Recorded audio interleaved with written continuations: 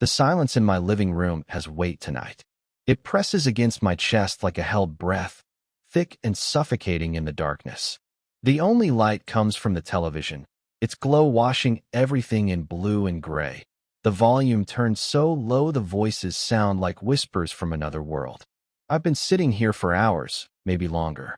Time moves differently when you're avoiding something that lives inside you. My wedding ring sits on the coffee table, catching the television's flicker. I placed it there deliberately, next to a glass of water I poured but never touched. The metal looks foreign against the wood, like an artifact from someone else's life. I keep staring at it, this small circle that was supposed to mean everything, wondering when it began to feel like a shackle instead of a promise. The phone in my hands feels heavier than it should. The screen has gone dark 3 times, and 3 times I've touched it back to life, returning to the same message that's been haunting me for weeks. For words from Nathaniel. We shouldn't do this. Such simple words, but they carry the weight of years, of choices made and unmade, of a moment that changed everything. I can still hear his voice when he said them, not through the phone, but in person, standing close enough that I could feel the warmth radiating from his skin. His voice was barely above a whisper, trembling with something that might have been fear or might have been longing. I've replayed that moment so many times it's worn smooth in my memory, like a stone turned over and over in my pocket. We shouldn't do this, he said, but even as the words left his lips, his hand was reaching for my arm. Such a small gesture, his fingers barely grazing the fabric of my sleeve, but it might as well have been lightning. The soft tug that followed, drawing me closer despite his own warning, burns in my memory like an unhealed wound. I should have pulled away. I should have been stronger. Instead, I let myself be drawn in, just for a moment, just long enough to remember what it felt like to be seen, really seen, by someone who knew all the parts of me I've spent years trying to forget. The house around me holds the evidence of the life I've built. Elise's reading glasses on the side table, folded neatly next to a book she'll never finish. The children's drawings taped to the refrigerator in the kitchen, bright crayon promises of a future I'm not sure I deserve. Wedding photos lining the hallway, capturing smiles that felt real at the time, but now seem like performances I gave without realizing I was acting. I am a husband, a father, a man who pays his taxes and cuts his grass and waves to his neighbors every morning. I coach Little League on weekends and attend PTA meetings and know exactly how much milk to buy each week. I have built this life brick by brick, each choice a small declaration of who I'm supposed to be. But tonight, in this darkness, with Nathaniel's words glowing on my phone screen, I feel the weight of the secret I've been carrying. It has bent the shape of my entire existence, curved my spine like I'm carrying stones. For years, I've told myself it was buried, that some doors once closed could stay that way forever. I was wrong. The television flickers, casting new shadows across the room, and I close my eyes against the light. In the darkness behind my eyelids, I can see Nathaniel's face as clearly as if he were sitting beside me. Older now, marked by time and choices of his own, but still unmistakably him. Still the boy who knew me before I learned to hide. My finger hovers over the phone screen, over those 4 terrible, beautiful words. We shouldn't do this. But we did. And now I'm sitting here in the ruins of my certainty, wondering if some secrets are too heavy to carry alone. Morning comes too soon, as it always does. I slip the wedding ring back onto my finger before Elise wakes. The metal settling into the groove it has worn in my flesh over 15 years of marriage. The house stirs around me with familiar sounds. Coffee brewing in the kitchen, the soft shuffle of feet on hardwood floors, the distant murmur of morning cartoons drifting down from upstairs. This is the world I built when I was young and terrified of the intensity of what I felt for Nathaniel. I constructed it piece by careful piece, each choice a small declaration of who I was supposed to be. Our house sits on a tree-lined street where neighbors know each other's names and children ride bicycles on sidewalks that lead nowhere dangerous. It is exactly the kind of place where respectable families raise their children and tend their secrets. Elise emerges from our bedroom already dressed, her dark hair pulled back in the same style she has worn for a decade. She moves through our home like she belongs here completely, and she does. This life fits her like perfectly tailored clothing. She arranges fresh flowers on the dining room table every Sunday without fail, selecting them at the farmer's market with the same deliberate care she brings to everything we have built together. She loves me with an unwavering devotion that is both beautiful and suffocating. I see it in the way she irons my shirts even though I have told her countless times I can do it myself, in how she saves the newspaper's crossword puzzle for us to solve together over coffee, in the way she looks at me across crowded rooms like I am still the man she fell in love with all those years ago. But I find myself looking at her as though from a great distance, separated by something I cannot name or cross. When she touches my arm during dinner conversations, when she laughs at my jokes with genuine delight, when she curls against me in bed with the absolute trust of someone who has never been betrayed, I feel like an actor who has forgotten his lines. The children fill our hallways with laughter that should warm me, but instead feels like evidence of how far I have drifted from shore. Emma, 13 now, all sharp angles and fierce intelligence, racing between her room and the bathroom as she prepares for another day of 7th grade. Marcus, 10, still young enough to believe in dragons and happy endings, spinning stories while hunting for his missing homework under couch cushions. I drive them to school each morning, following the same route I have taken for years. This ritual anchors my days, keeps me tethered to the life I chose when choosing felt possible. Emma sits in the front seat now, old enough to claim that privilege, while Marcus chatters from the back about science projects and playground adventures. I make appropriate responses, ask the right questions, play the part of the engaged father with practiced ease. At the architectural firm, I spend my days designing spaces for other people to inhabit. My office overlooks downtown, and I create blueprints for homes I will never live in, drawing walls that will contain other families' dreams and secrets. There is bitter irony in this work, spending my professional life building structures while feeling increasingly trapped within my own. My colleagues know me as Reliable Julian, Family Man Julian, the one who stays late to finish projects and never misses deadlines. They invite me to their barbecues and holiday parties, and I attend with Elise on my arm, playing the role of devoted husband while something inside me watches from a distance, cataloging the performance. The evenings unfold in their predictable pattern. Dinner around the oak table, homework supervised at the kitchen counter, baths drawn with just the right amount of bubbles. I read bedtime stories in voices I have perfected over the years, becoming pirates and dragons for children who hang on every word, who trust completely in the father I pretend to be. After they sleep, Elise retreats to her reading chair with chamomile tea and whatever novel her book club has assigned. I disappear into my study with architectural journals I pretend to absorb, but my thoughts drift like smoke through the carefully sealed rooms of my memory. They always drift back to Nathaniel. The walls of our home display the evidence of the life I was supposed to want. Family portraits line the hallway, chronicling our progression from newlyweds to parents, each image a moment of manufactured happiness captured and framed.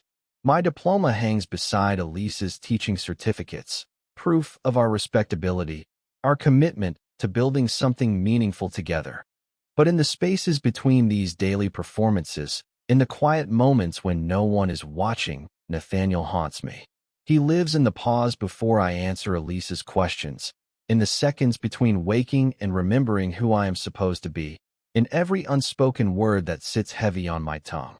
I remember summer afternoons when we were 17, lying in the grass behind his house, talking about futures we would build together. I remember the weight of his hand in mine, so natural it felt like breathing. I remember the way he looked at me, as though he could see straight through to the center of who I really was, and instead of turning away, he moved closer. These memories live in the margins of my constructed life, growing stronger in the darkness while I perform respectability in the light. Nathaniel knew me before I learned to hide, before I understood that some truths were too dangerous to speak aloud. He saw me completely, and that kind of recognition leaves marks that never heal. creates hungers that suburban contentment cannot satisfy. At night, in the small hours when even Elisa's breathing becomes a distant whisper, I lie awake and feel the weight of the secret I carry. It has bent the shape of my entire existence, curved my spine like stones in my pockets. For years I told myself it was buried, that some doors once closed could stay that way forever. I was wrong. And now Nathaniel's words glow on my phone screen in the darkness, for simple words that have cracked the foundation of everything I built. We shouldn't do this, but we did. And I am living in the ruins of my certainty, wondering how much longer I can carry this weight alone. The invitation arrives on a Tuesday, tucked between bills and grocery store flyers like fate disguised as junk mail. I almost throw it away without opening it.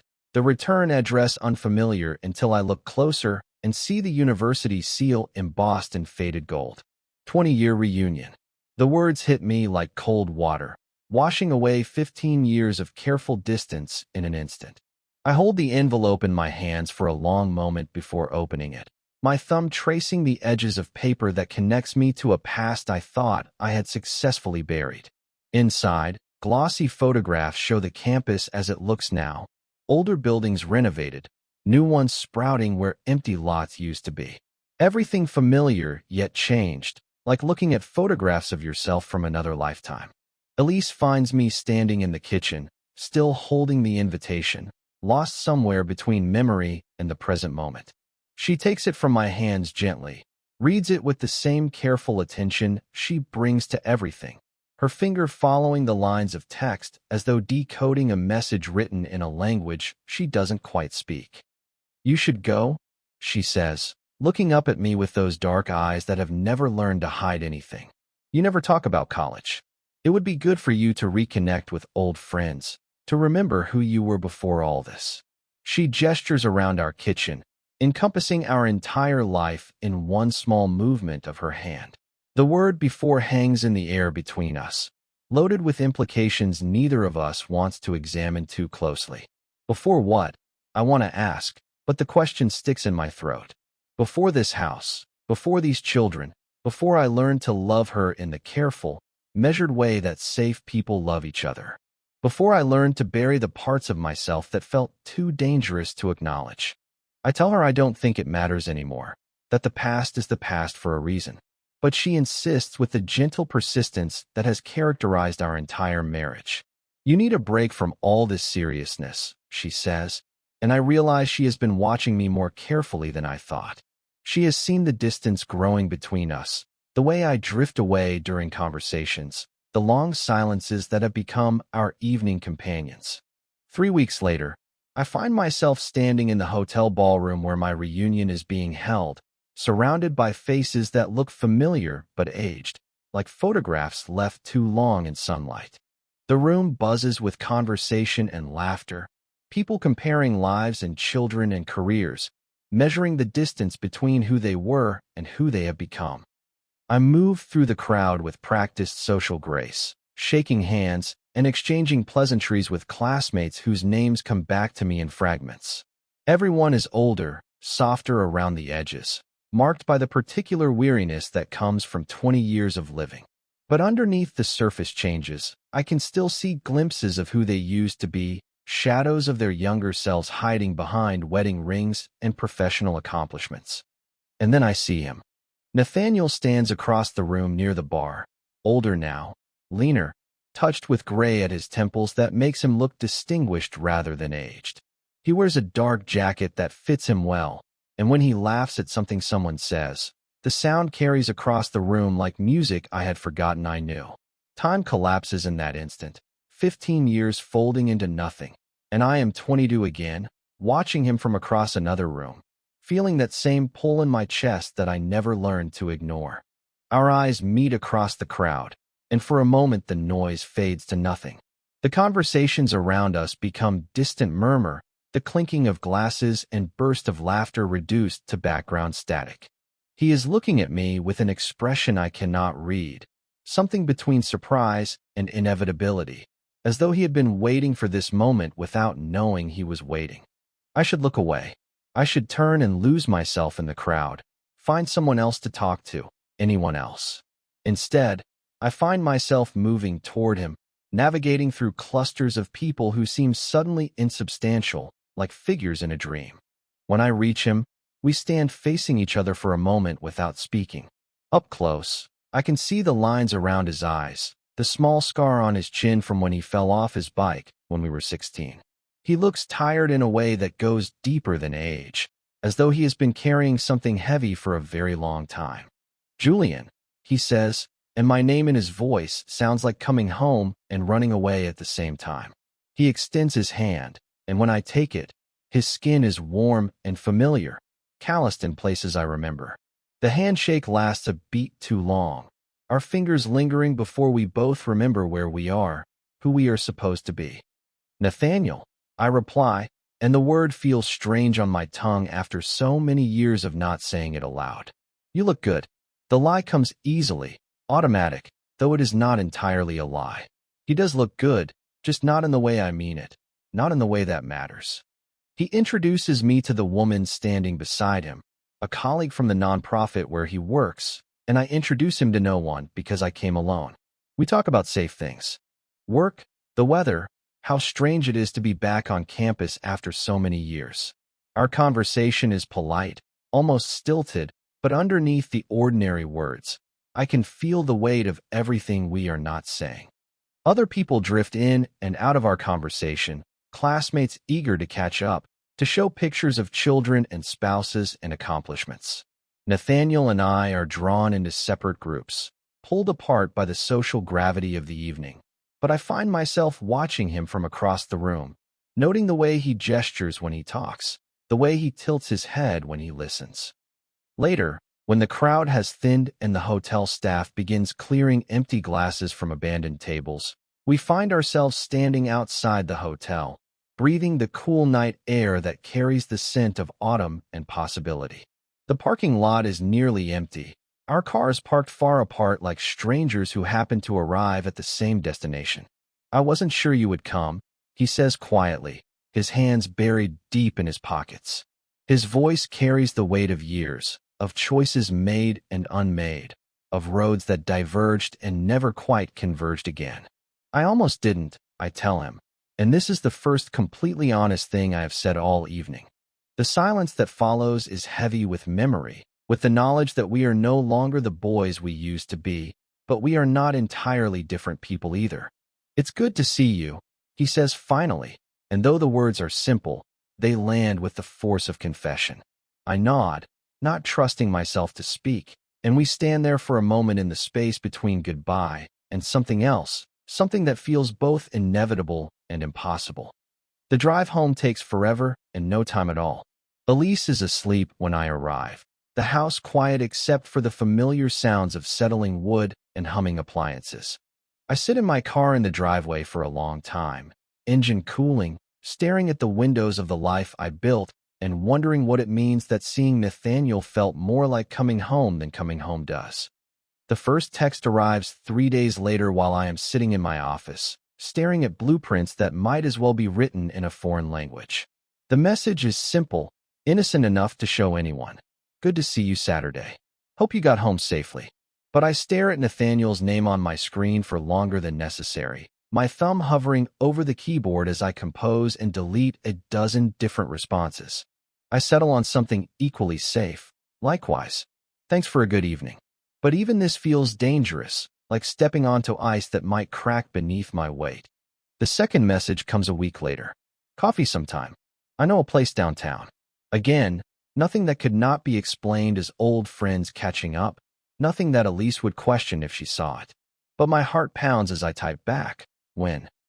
We meet at a small cafe tucked between a bookstore and a vintage clothing shop, the kind of place where strangers sit alone with laptops and no one pays attention to quiet conversations. Nathaniel arrives first, already seated at a corner table with 2 cups of coffee growing cold while he watches the door. When I enter, his face changes in a way that makes my chest tighten. He looks different in daylight, more real somehow than he did in the soft lighting of the hotel ballroom. The lines around his eyes are deeper, and there is a weariness in his shoulders that speaks of years I know nothing about. But when he smiles, I see glimpses of the boy I knew, hiding just beneath the surface of the man he has become. We talk about safe things at first. Work, the weather, mutual friends whose names surface from memory like artifacts pulled from deep water.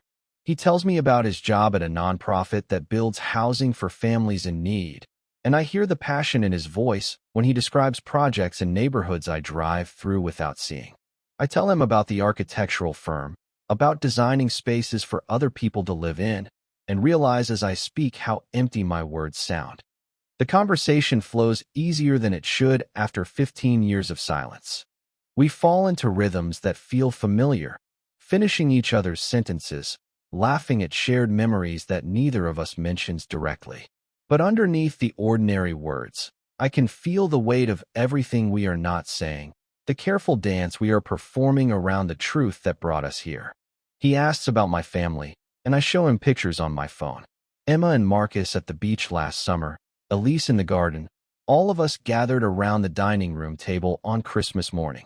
My voice catches slightly as I describe them. These people who depend on me to be someone I am not sure I know how to be anymore. And you? I ask, though I already know from his absence at the reunion, from the way he speaks about his apartment in the singular. Never married. He shakes his head, stirring his coffee absently. Came close once, he says. A woman named Sarah, a few years back. She was patient, understanding. Everything I should have wanted. But the words hang unfinished between us, heavy with implication. What happened? I ask, though I think I already know. She deserved someone who could love her completely, he says quietly. Someone who wasn't always looking for something else, something he couldn't name. His eyes meet mine across the table, and in that look I see my own reflection, the same restless longing that has haunted me for years. We begin meeting regularly after that, carefully casual encounters that anyone observing would dismiss as old friends reconnecting. Coffee shops where we sit for hours talking about books and politics and the dreams we had when we thought the future was something we could control. Long walks along the river path where joggers and dog walkers provide safe anonymity, where our conversations can stretch and deepen without the pressure of eye contact. I tell Elise about these meetings in the most innocent terms possible. Running into an old college friend, catching up over coffee, nothing she would find threatening or strange. She nods and smiles, even suggests I invite him for dinner sometime, meet the family. The guilt of her generosity sits heavy in my stomach. But with each meeting, something shifts inside me. Parts of myself that I thought were dead begin to stir, like plants reaching toward light after a long winter. Nathaniel listens when I talk, really listens, in a way that makes me remember what it feels like to be heard. When I mention a book I am reading, he shows up the next week having read it too, eager to discuss passages that moved him. When I describe a building I am designing, he asks questions that go beyond politeness, that show he understands not just what I do, but why it matters to me.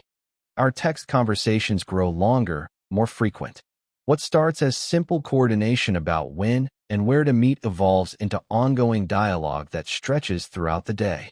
He sends me pictures of projects at work, articles he thinks I might find interesting, fragments of thoughts that feel too intimate for the technology that carries them.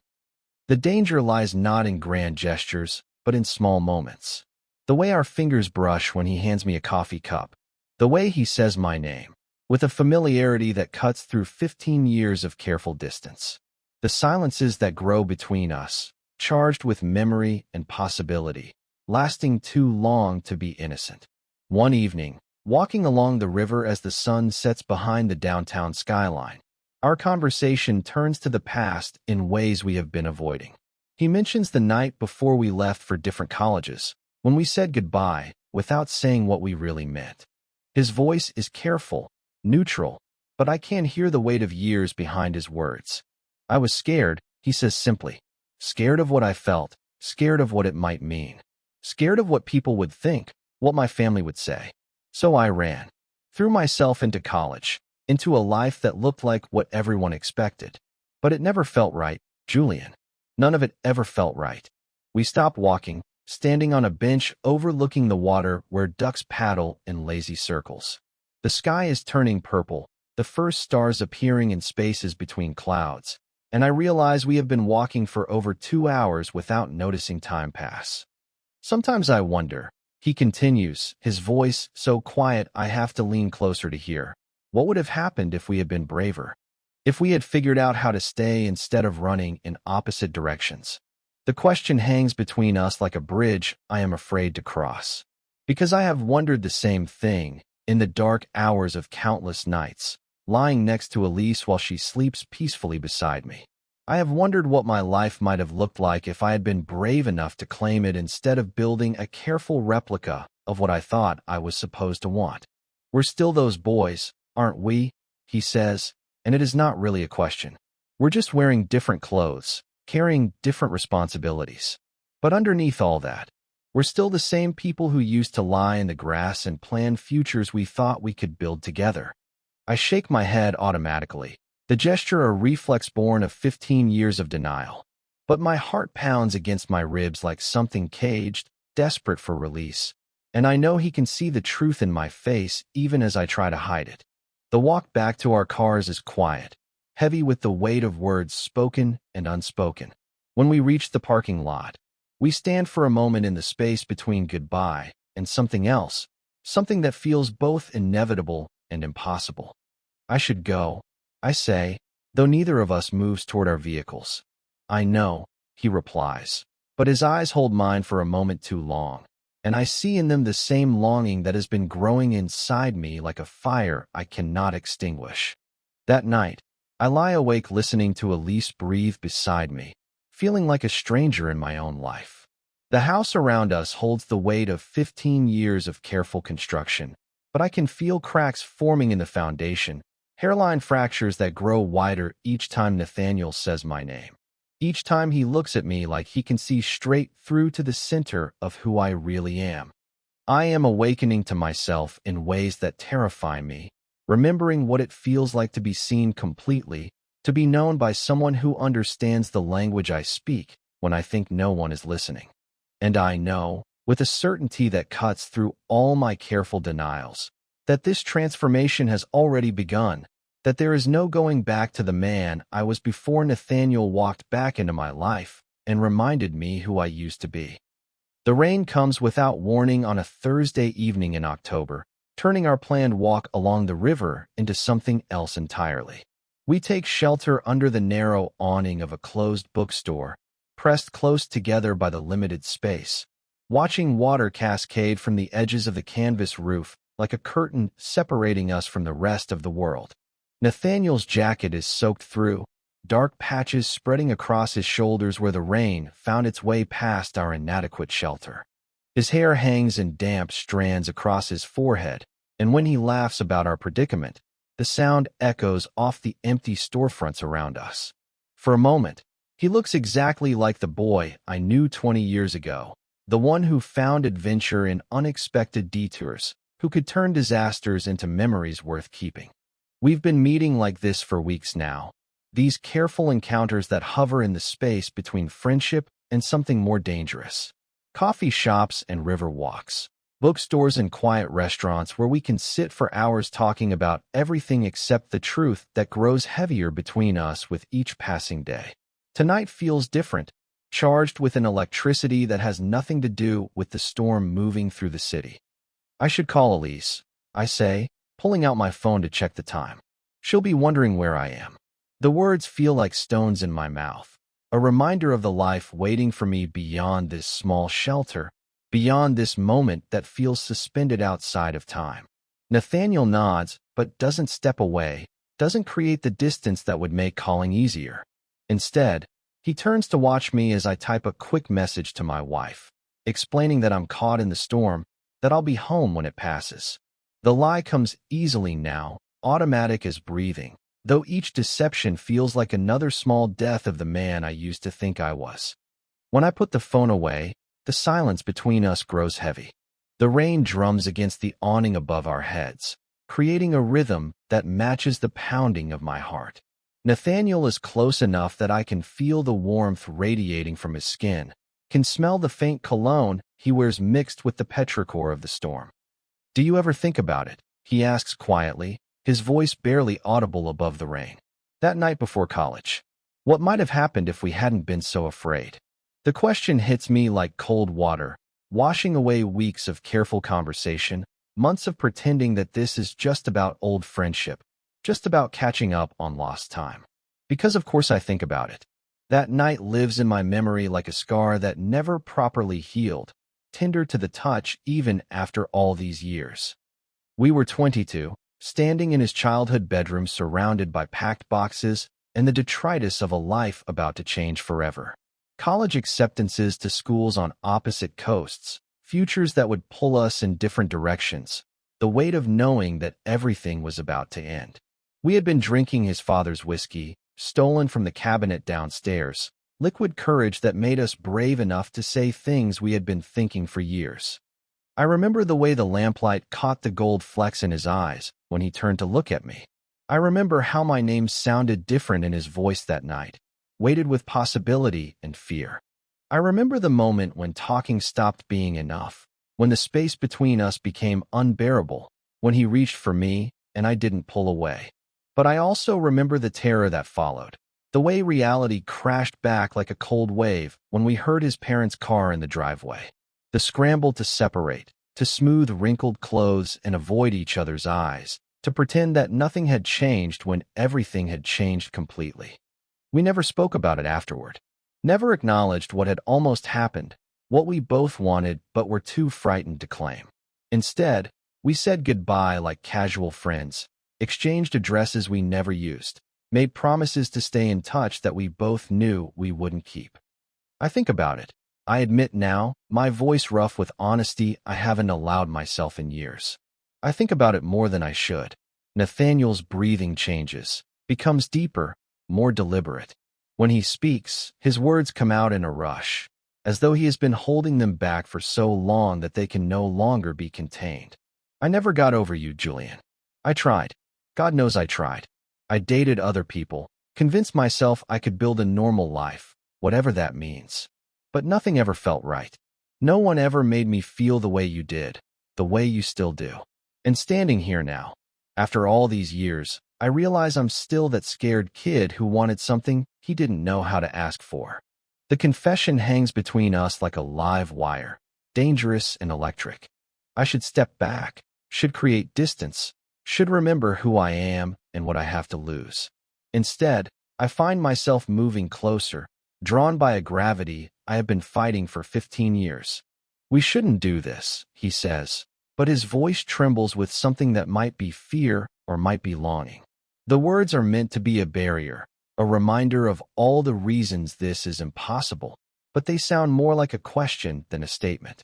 I know, I reply, but I don't step away.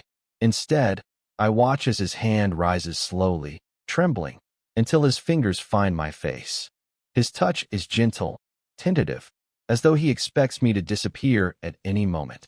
For a heartbeat, we stand frozen like that, his palm warm against my cheek, our breathing synchronized, the rain creating a cocoon of sound around us. The moment stretches like taffy, sweet and dangerous, full of possibility and terror in equal measure. Then he pulls me closer, and the world narrows to just this. The warmth of his mouth against mine, the familiar taste of him that I had almost forgotten, the way my body remembers his touch after 20 years of forgetting. The kiss is brief, desperate, and utterly devastating. It carries the weight of all the words we never said, all the choices we never made, all the love we buried beneath years of acceptable living. When we break apart, I am stunned into silence. My heart pounds so hard I can feel it in my throat, in my fingertips, in every nerve ending that suddenly feels raw and exposed. The magnitude of what we have just done crashes over me like a wave, threatening to drag me under. This is betrayal, not just of Elise, though the thought of her trusting face makes my stomach turn, but of everything I have built, everything I have told myself about who I am and what I want. This kiss is proof of the lie I have been living, evidence of the truth I have spent 15 years trying to bury. But underneath the terror, underneath the guilt that threatens to choke me, there is something else. Relief. The desperate, gasping relief of finally being able to breathe after holding your breath for so long you forgot what air felt like. I can't, I whisper, though the words feel meaningless even as I say them. I can't do this to her. To them. To the life we've built. Nathaniel nods, his eyes dark with understanding and regret. I know, he says. I'm sorry. I shouldn't have. We shouldn't have. But neither of us sounds convinced by our own protests. We stand there in the diminishing rain, two men who have just crossed a line that cannot be uncrossed, carrying the weight of a truth that changes everything and nothing all at once. The drive home is a blur of streetlights and stop signs, my hands shaking on the steering wheel as I try to process what has happened. The taste of Nathaniel still lingers on my lips, a reminder that cannot be washed away. I keep touching my mouth, as though I can still feel the pressure of his kiss, the gentle desperation of 20 years of wanting finally given form. When I pull into my driveway, the house looks exactly the same as when I left it 2 hours ago. Same white shutters, same porch light casting the same warm glow, same life waiting inside for me to resume playing my role. But I feel fundamentally altered, as though I have returned from a long journey to discover that home is no longer a place I recognize. Elise is reading in bed when I enter our bedroom, her book propped against her knees, reading glasses perched on her nose. She looks up when I come in, smiling in the automatic way of someone who has shared a life with another person for 15 years. "How was your evening?" she asks, and the simple question nearly breaks me. Because how do I answer that? How do I explain that I have just kissed another man, that I have just remembered what it feels like to be completely alive, that I am standing in our bedroom feeling like a stranger in my own life? "Fine," I say, the lie tasting like ashes in my mouth. "Just caught in the rain." She nods and returns to her book, trusting me completely, and her trust feels like a knife between my ribs. I go through the motions of preparing for bed, brushing my teeth and changing into pajamas, all while feeling Nathaniel's touch like a brand on my skin. That night, I lie awake listening to Elise breathe beside me, feeling hollow and full at the same time. Hollow because I have just shattered something irreplaceable, full because I have finally acknowledged the truth that has been eating me alive from the inside. The kiss has opened a door I thought was permanently sealed, and I know with terrible certainty that there is no closing it again. I am no longer the man who left this house 2 hours ago. I am no longer sure who I am at all. In the days that follow, I become a ghost in my own life. I move through familiar routines like an actor who has forgotten his lines, going through the motions while my mind replays that moment under the bookstore awning over and over again. The taste of Nathaniel's kiss lingers like a secret I carry in my mouth, impossible to swallow, impossible to speak. Elise notices first. She always notices everything, attuned to the subtle shifts in mood and atmosphere that come from 15 years of sharing a life with someone.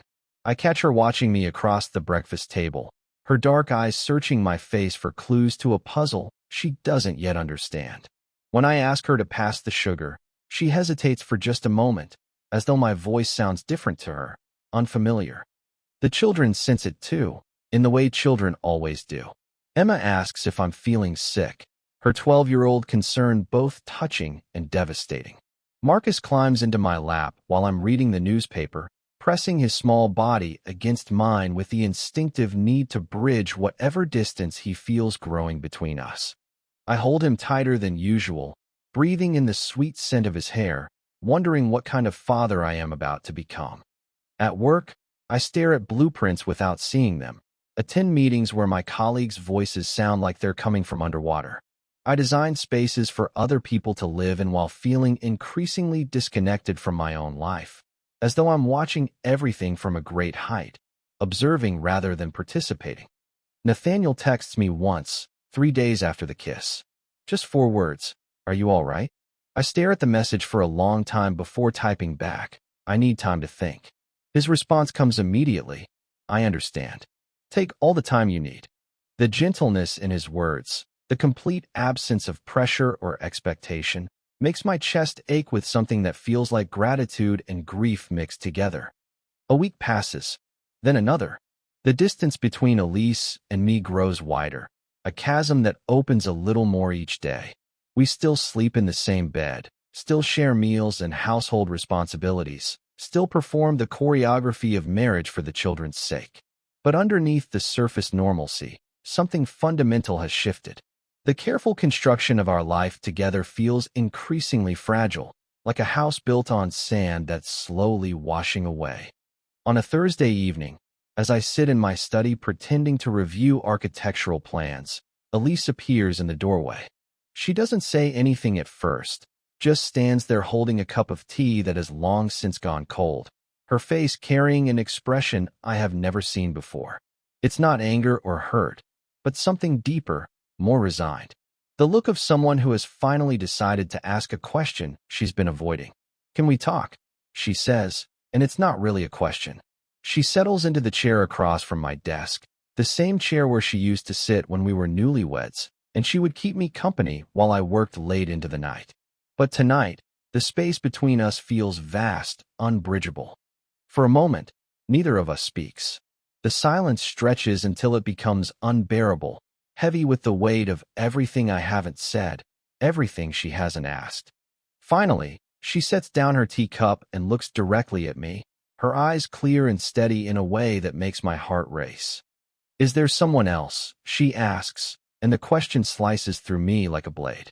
Not because it's unexpected, but because hearing it spoken aloud makes it real in a way that my internal agonizing never could. I want to deny it.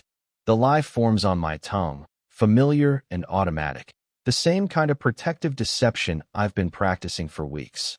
But when I look at her face, at the quiet courage it must have taken to ask this question, the words die in my throat. The silence that follows feels like falling. I watch her face change as understanding dawns, see the exact moment when she realizes that my inability to answer is an answer in itself. Her expression doesn't crumble the way I expected. Instead, it becomes very still, very controlled, as though she's gathering all her strength to hear whatever comes next.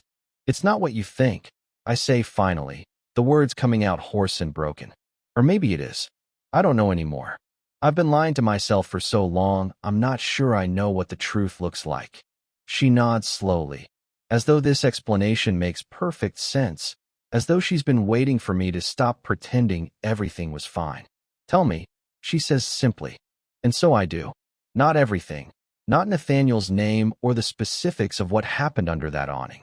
But I tell her about the part of myself I've been denying for 15 years, the truth I buried so deep I convinced myself it didn't exist.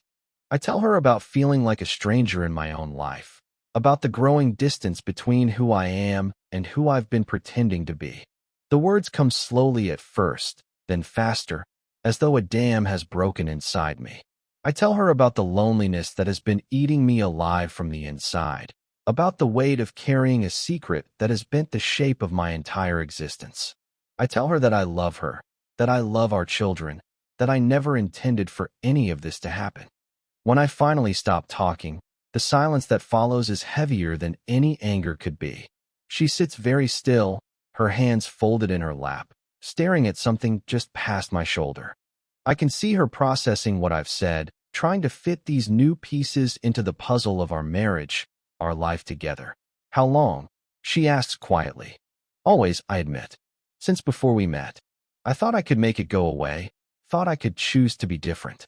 I wanted to be the man you deserved, the father the children needed." Her laugh is bitter, broken. "The man I deserved," she repeats, as if honesty wasn't what I deserved, as if the truth wasn't what we all deserved. The accusation hits me like a physical blow because she's right.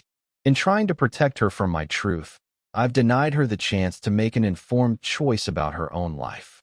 I've stolen 15 years during which she could have found someone who could love her completely, without reservation, without the shadow of secrets darkening every room of our shared existence. We sit in silence for a long time after that. Two people who have spent 15 years building a life together suddenly faced with the possibility that it was all constructed on false foundations. I want to reach for her, to bridge the growing distance between us, but I no longer have the right to offer comfort for pain I've caused. Over the following days, we move around each other like careful strangers. She doesn't ask me to leave, doesn't demand explanations or ultimatums. Instead, she retreats into a kind of protective shell, maintaining the routines that keep our household functioning while processing whatever decision she needs to make. Meanwhile, Nathaniel waits. He doesn't call or text, doesn't pressure me for answers or resolutions. But I know he's there, a steady presence in the background of my chaos, offering something I've never had before, the possibility of being completely known and loved anyway. I stand on a precipice now, caught between the safety of the life I've built and the terrifying possibility of authenticity. The choice before me is brutal in its simplicity. I can continue living this carefully constructed lie, preserving the stability my children need, maintaining the facade that keeps everyone's world intact. Or I can choose truth, knowing it will shatter everything we've built, knowing the cost will be measured in more than just my own happiness. But on a quiet dawn, sitting in my car in the driveway before the house begins to stir, I realize something that cuts through all my careful rationalizations. The silence has already cost us too much. Elise deserves a husband who can love her without reservation. The children deserve a father who isn't slowly disappearing behind layers of deception. And maybe, after all these years of hiding, I deserve the chance to discover who I really am when I stop pretending to be someone else. The truth is this. I have been dying by degrees for 15 years, suffocating under the weight of a life that never quite fit. And while choosing authenticity might destroy everything I've built, continuing to live this lie will destroy everything I am. The choice, when it finally crystallizes in that pre-dawn stillness, feels less like a decision and more like an acknowledgement of something that has already begun. The man who kissed Nathaniel under that bookstore awning is not the same man who walked out of this house that evening. The transformation has already taken place. Now I have to decide what to do with the person I've become. The decision, when it finally comes, arrives not with fanfare, but with the quiet certainty of dawn breaking. I wake before the alarm, before the house begins its familiar stirring, and I know with absolute clarity what I have to do. The knowing sits in my chest like a stone, heavy and solid and undeniable. I pack a small suitcase while Elise showers, choosing clothes with the methodical precision of someone who has already left in every way that matters. A few shirts, some underwear, the worn copy of Whitman's poetry that Nathaniel gave me 20 years ago and that I've carried through every move since, hidden like contraband among my more respectable books. The suitcase sits by our bedroom door, unremarkable and devastating. Downstairs, Elise sits at the kitchen table with a cup of tea growing cold between her hands. Her eyes are red from crying, but her face is composed, almost peaceful. She has made her own calculations in the dark hours of this morning, reached her own conclusions about what comes next. When she sees me with the suitcase, she nods once, a small gesture that carries the weight of 15 years of understanding. We don't speak. We are past explanations now, past the careful negotiations that might have been possible weeks ago. The silence between us is not hostile but exhausted.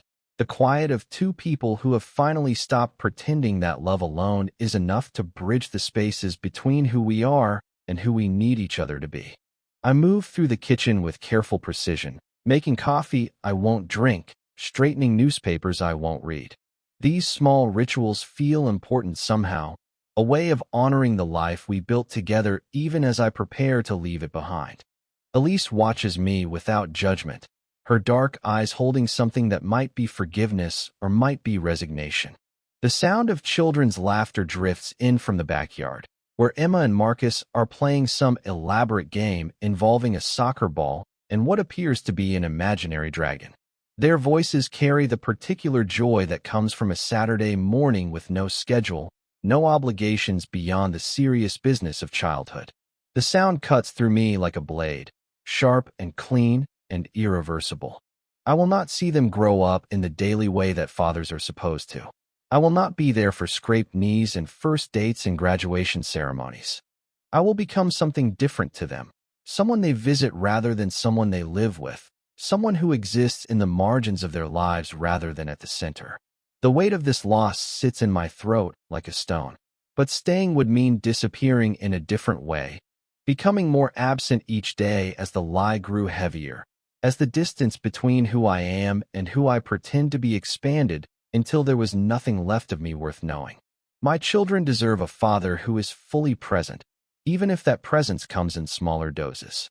They deserve honesty, even when honesty is complicated. I slip my wedding ring from my finger, feeling the cool air-touch skin that hasn't been exposed in 15 years. The metal is warm from my body heat, worn smooth from years of nervous turning, and it looks strange in my palm, like an artifact from someone else's life. I place it on the counter beside Elise's, the two circles of gold sitting side by side in silent testimony to promises that were made in good faith, but could not survive the weight of truth. Elise's eyes follow the gesture, but she doesn't speak. Her own ring remains on her finger, and I understand that she needs more time to process what this ending means, what her life will look like when the dust settles. She has been married for 15 years to a man who was performing the role of husband while slowly disappearing behind it. Now she has to figure out who she is when she's not trying to love someone back to life. From the yard, Marcus calls my name, wanting me to come see the goal he scored against his sister's imaginary dragon. His voice carries the casual confidence of a child who has never doubted that his father will be there when called. I wave through the window, but don't go outside. I cannot trust myself to say goodbye to them, cannot bear to see the confusion in their faces when they realize something fundamental has changed. Instead, I pick up my suitcase and walk toward the front door. Elise follows me with her eyes, but doesn't move from her chair. At the threshold, I turn back one last time, taking in the hallway lined with family photographs, the living room where we've spent countless evenings, the kitchen table where we've shared thousands of meals. This house holds 15 years of my life, and leaving it feels like leaving my own skin behind. I don't say goodbye. Goodbye implies the possibility of return, and we both know that whatever comes next, it won't be a return to this. Instead, I nod to Elise, a small gesture of acknowledgement and gratitude and apology all rolled into one. She nods back, and in that moment we understand each other perfectly. The drive across town passes in a blur of familiar streets that already feel like memories. I park outside Nathaniel's apartment building, a converted Victorian house divided into small units where artists and graduate students and other people who live on the margins make their homes. I've never been here before, but I know his address from the return label on a Christmas card he sent years ago, before we lost touch, before I convinced myself that forgetting was possible. I sit in my car for a long time, engine cooling, staring at the blue door that leads to his apartment. The suitcase sits in my passenger seat like evidence of a crime I haven't yet committed. My phone buzzes with a text from Elise. The children are asking where you are. I tell them you had to go help a friend. It's not entirely a lie. When I finally step out of the car, the October air is crisp with the promise of winter. Leaves crunch under my feet as I walk toward the building, each step carrying me further from the man I used to be and closer to someone I'm not sure I know how to become. My heart pounds against my ribs like something caged, desperate for release. At Nathaniel's door, I raise my hand to knock, then hesitate. This moment feels enormous, weighted with possibility and terror in equal measure. Once I knock, once he opens the door and sees me standing here with my suitcase and my broken life, there will be no pretending that this is anything other than what it is, a choice made, a bridge burned, a leap into uncertainty. My hand hovers in the air, trembling slightly. Inside the apartment, I can hear the faint sound of music, something classical and melancholy that fits the gray afternoon. I think about Nathaniel on the other side of this door, perhaps reading or grading papers or making coffee, not knowing that his life is about to change as dramatically as mine has. I think about Elise, sitting at our kitchen table with her cold tea, beginning the long process of explaining to our children why their father had to leave. I think about the life I'm walking away from, the safety and respectability and comfortable lies I'm trading for the terrifying possibility of truth. The silence stretches, heavy with decision. Whether I knock or turn and walk away, whether I step through this door into whatever comes next, remains unwritten. But for the first time in 15 years, standing here on this threshold between my old life and something entirely unknown, I find that I can breathe. The weight I've been carrying for so long has lifted, not because the choice is easy, but because it's finally mine to make. The air fills my lungs completely, deeply, the way it never could when I was pretending to be someone else. And in that breath, in that moment of perfect clarity, I understand that whatever happens next, I am no longer dying by degrees. I am no longer disappearing behind carefully constructed walls. I am awake. I am alive. I am finally, terrifyingly, completely myself.